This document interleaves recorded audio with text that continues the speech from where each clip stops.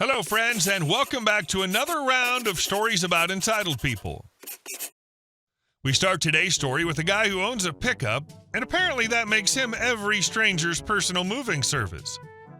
But before we begin, best way to support our channel is to leave comments, like, and subscribe with a turned-on bell so you don't miss the new video every single day. All right, let's get into it.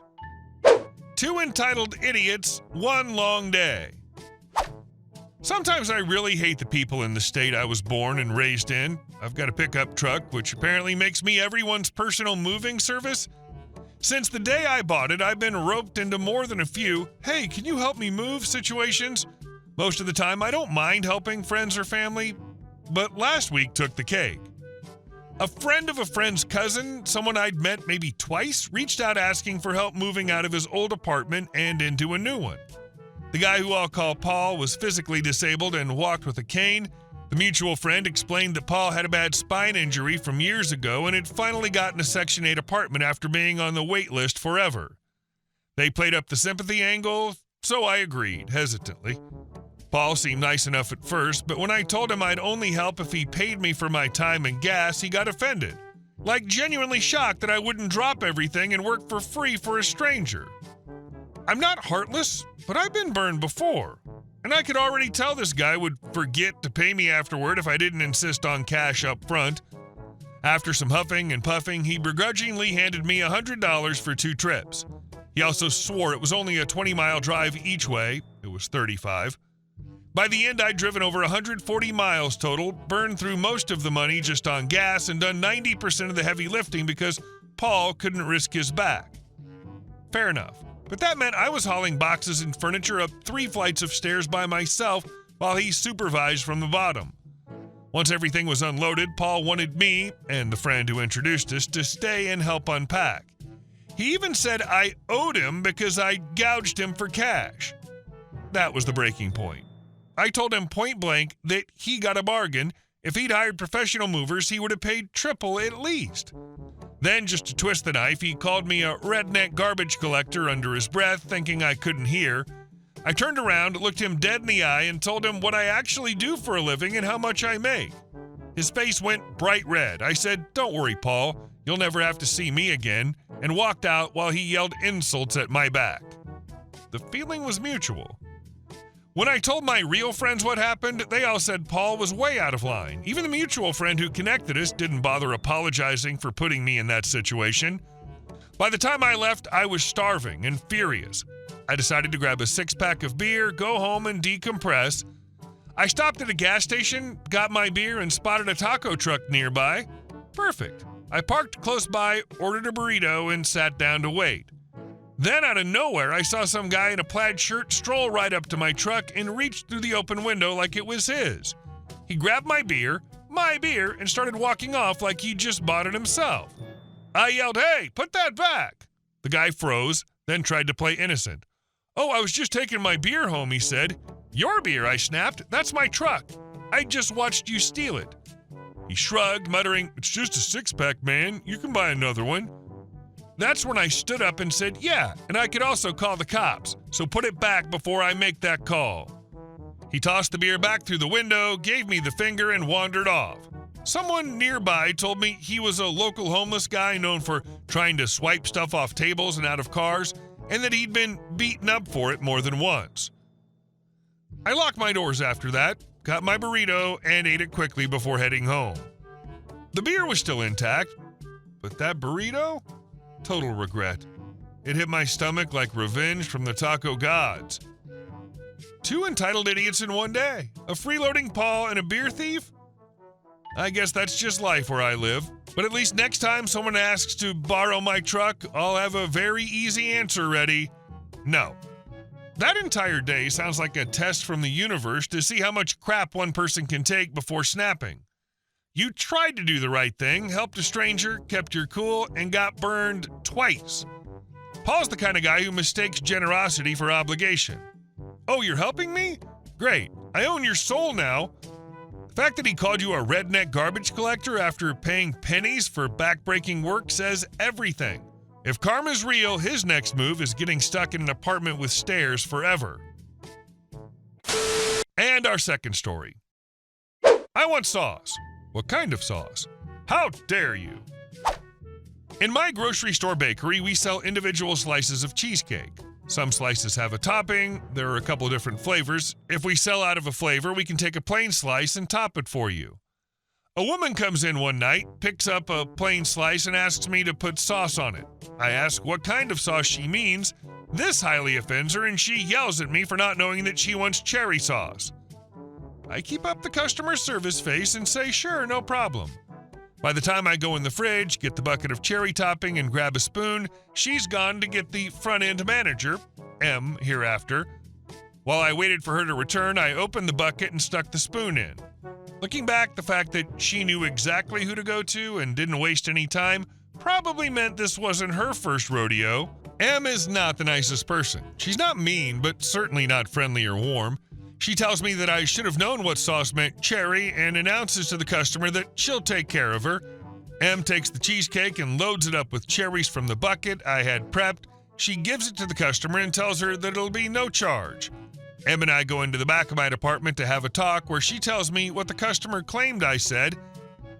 I don't remember what she claimed, but I simply looked at M and said, I did not say that, because I never would have said such things.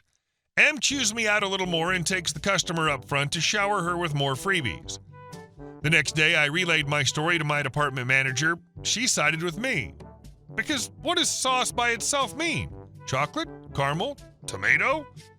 We shook our heads at management, bending over backwards to reward people who game the system.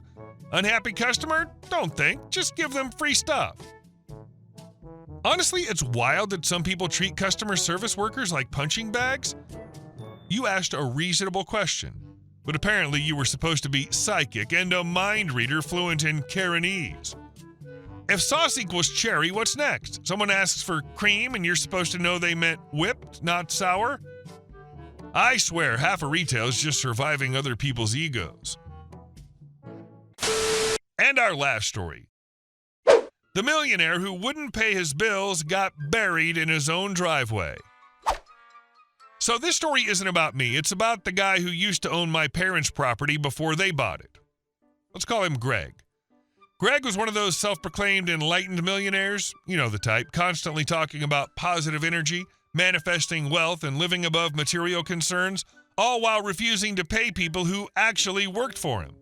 He strutted around town like a walking yoga retreat brochure, linen shirts, man bun, designer sandals, preaching financial wisdom while being knee-deep in unpaid debt. The man was allergic to paying invoices, bank loans, construction work, landscaping, even a local carpenter who built his fancy meditation deck. Greg owed money to everyone.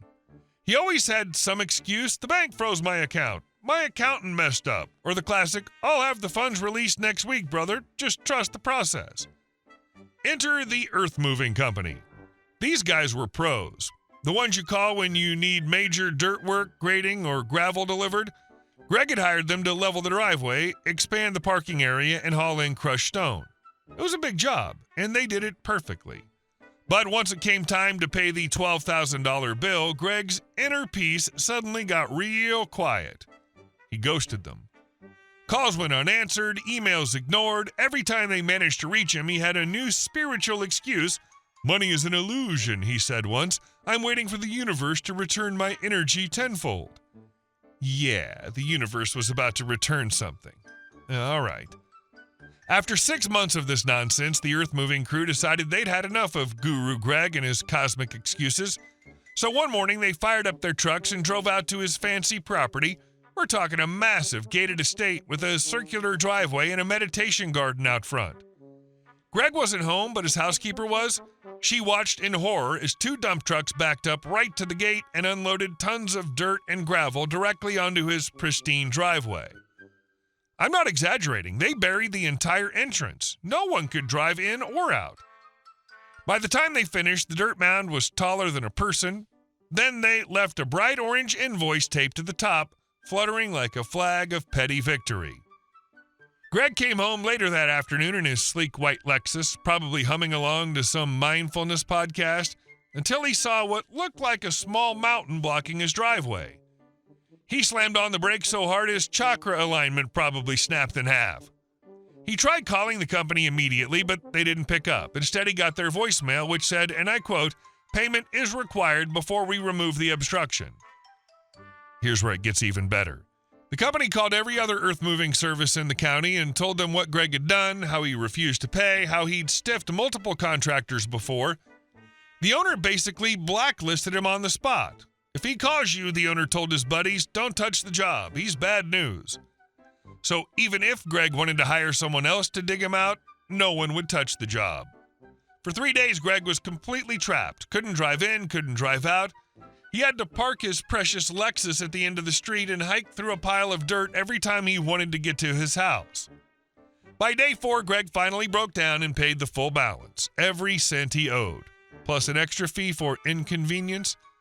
The company showed up the next morning, took one look at him trying to meditate in front of the dirt pile, and got to work clearing the driveway.